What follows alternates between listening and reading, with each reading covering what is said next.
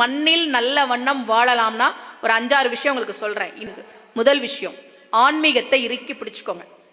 கடவுள் முன்னால் நாம் சிந்துகிற எந்த ஒரு கண்ணீரும் வீணாவே போகாது.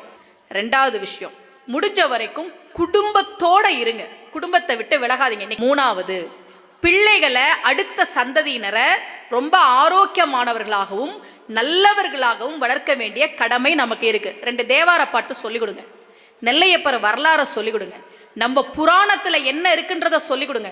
பிள்ளைகளுக்கு நாம நம்முடைய ஆன்மீகத்தை கொண்டு சேர்க்க வேண்டிய மிகப்பெரிய பொறுப்பு இருக்கு.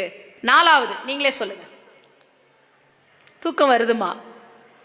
என்ன பண்ணலாம்? முடிஞ்ச வரைக்கும் நல்லவங்களா இருங்க சார். 5வது ரொம்ப ரொம்ப முக்கியமான விஷயம், இயற்கை வளத்தை நாம நாசமாக்கிட்டு, நிலம், நீர், காற்று, நெருப்பு, ஆகாயம் இதை நாசமாக்கிட்டு கோவிலுக்கு போவதால் எந்த பயனும் இல்லை.